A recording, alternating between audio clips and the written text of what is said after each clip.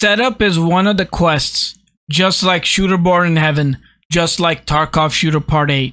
That is what I feel a gatekeeping quest to a lot of players.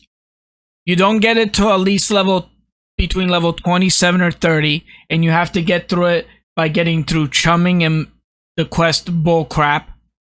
I know that the quest is named something else. After those two quests, you unlock Setup. Setup requires you to have a Ushanka hat on, which they now allow you to have headphones with, a scav vest, and kill 15 players at custom using a 12 gauge shotgun. I'm going to show you the cheapest, best build that I use every single time to finish this quest. The build I'm going to show you works just fine.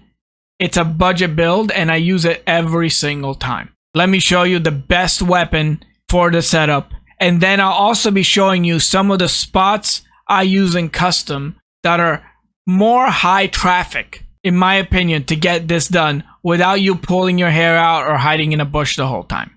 The weapon I like to use is the MP153 shotgun. The reason I like to use this weapon is that it's very cheap. It's 30k from the vendor.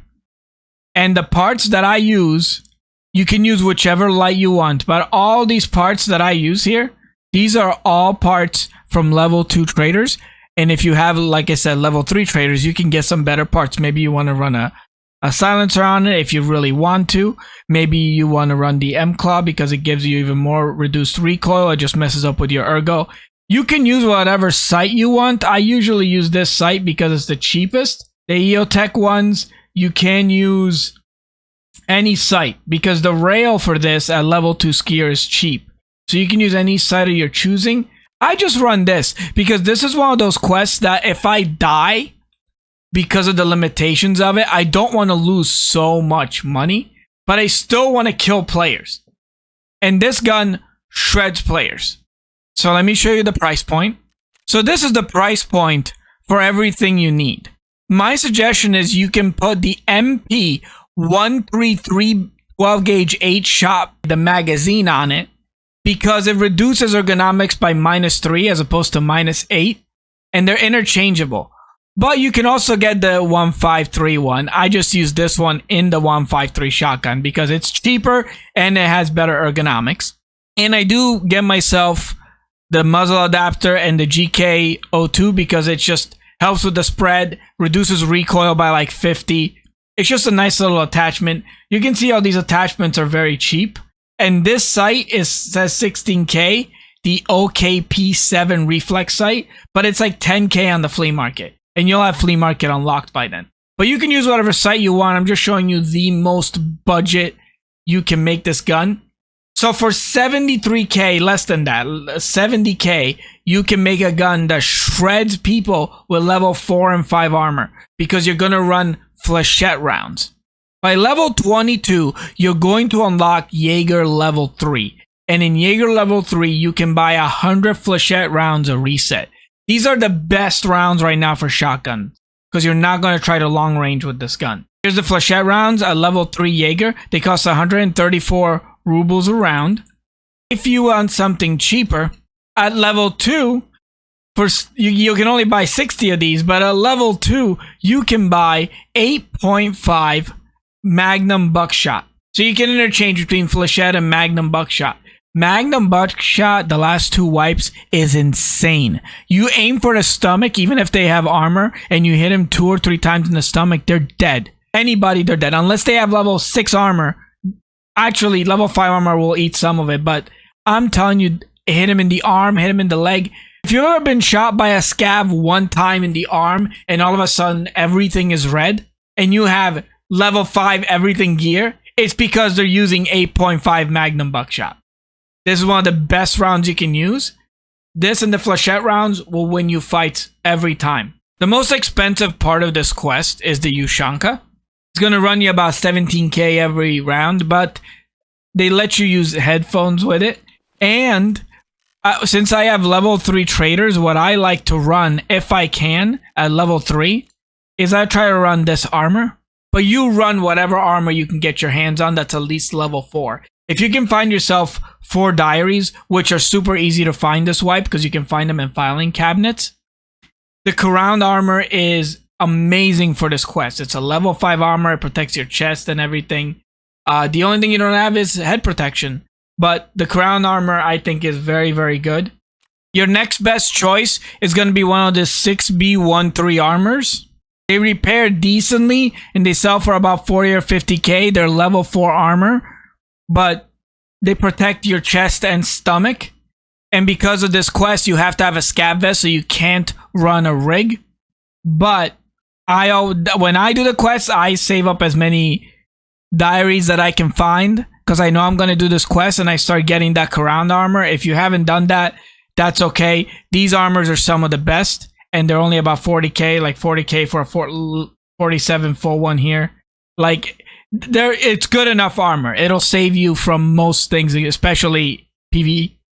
Now, the best way to get scav vests right now, because scav vests cost a lot of money, 15 to 20k, they used to cost like 3k, is to either make slickers in the hideout. You can make 7 at a time with a craft, or go on the flea market and start buying them. They're 9k. Sometimes they're even cheaper than that. And there's no limit on scav vests. You can max yourself out on scav vests. You can, if you buy 10 slickers, you can buy 10 scav vests. One of the best spots to get this quest done that nobody ever talks about is right here next to warehouse 4. This is the train. That is old gas right over here. There's old gas. Sorry about the rain, guys. This spot is always heavy in PvP, whether you spawn in this area or you going through this area for extract. Right around here, between warehouse 4 and where ZB12 is right there. I've gotten into a lot of fights here, and it's a good spot because you're inside 2 to 3 different, like, you can be in there, you can be in here, and you can be in here. People always loot around here, and you can kill scavs, you're always going to hear a fight here. This is a great spot. I've got 3 or 4 of my kills this wipe in this area. Let me show you my next favorite spot, which is kind of expected. I'm sure you saw this coming, but this is Fortress. A lot of people know this map because it's needed for capturing outposts. But there's old gas over there. There's Crack House right here. So Fortress should be familiar to anybody that plays customs. It's been in the map long enough now. The reason why I prefer this spot over dorms especially, I don't suggest going to dorms. You can if you hear gunfire and you go there and fight. But dorms, because it's so linear, it's good for a shotgun, but grenades are thrown all the time. There's always squads of people that go there. So unless you're very good at the PvP, or you're very good at understanding where to stay in dorms, I don't suggest dorms for this quest. A lot of players go there. You want to go to areas where players traverse through, but are not ready to get into a crazy fight. And people at dorms are always ready for it.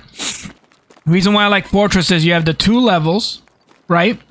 Good loot, so people will always come here. There's quite a few rooms, so you can kind of force the fight your way. You're not stuck in a linear hallway. And especially like here, if someone's looting here and you have a shotgun, you kind of win most of the time, as long as you peek correctly. About 6 of my kills were here. And I got 6 kills here. I got about 4 kills over by warehouse 4. And then I think I needed 5 kills left. And I'm going to show you the last spot where I got my 5 kills. Alright, this open area is actually a spawn point. There's Crack House.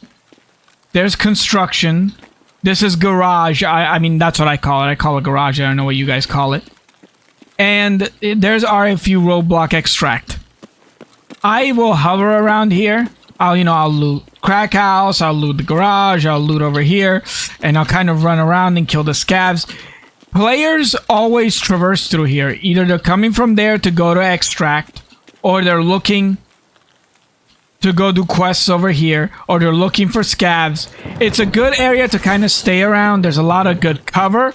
There's a lot of good fighting opportunities. And like I said, people are not as attentive in certain areas of the map. So that's where I try to go when I do this quest. I don't go to the super high traffic areas where everybody always fights, because everyone's ready for a fight. This quest, I don't suggest camping for it. Yeah, if you want to, you can. I don't like the idea of camping. I like the idea of playing the game. But hovering an area is not camping in a bush and hoping somebody runs by you like this. You're hovering, you're waiting for a fight. This is where most of the flow of the map goes through, the 3 areas I showed you. At some point, PMCs always go through here. And you can always find a PMC that's kind of lacking in attention. And that's the best way to get that quest done. That's the secret to getting the quest done, is the lacking in attention. They're usually coming here, looking around. Did anybody, they're more worried about, is anybody in crack house? Did anybody check crack house? Is the door open or closed? Did anybody loot this crate? Can I run through here for safety? Right? So if you hear somebody coming from Fortress, you can kind of ambush them in here. Right? If you hear somebody running here, you can ambush them from up here. If you want to go to Fortress, there's a lot of fighting right here in Skeleton all the time.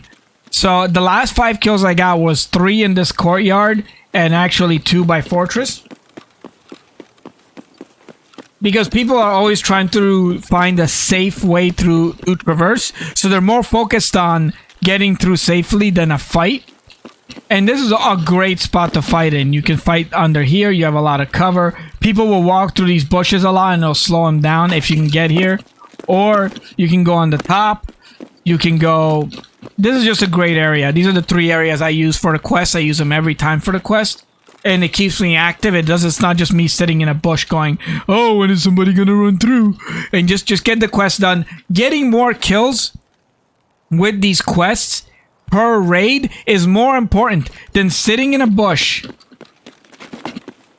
like this and getting 1 kill every 40 minutes, extracting, coming back, sitting in a bush and getting 1 kill every 40 minutes.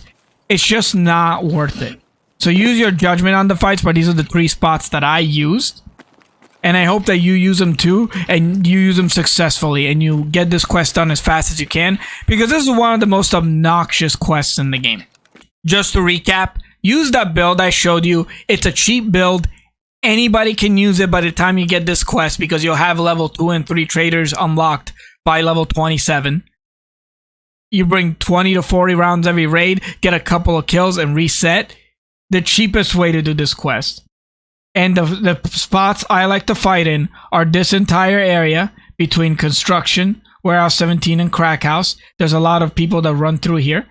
I like to fight between Warehouse and ZB12 right here. There's a lot of people that walk through here. And I like to fight in Fortress. There are people that usually want to get through these spots in and out as quickly as they can, so you can get a jump on them. It's a good ambush spot. And they're highly trafficked areas.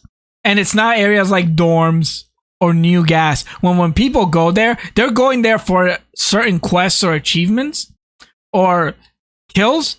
And they're always like, I'm here to PvP. This is a PvP area. Fortress is a big PvP area. But I catch people lacking in Fortress all the time. All the time they don't pay attention in that area. So, guys, thank you very much for watching. And I hope you get this quest done as well. And thank you for your time. I'll see you in the next one.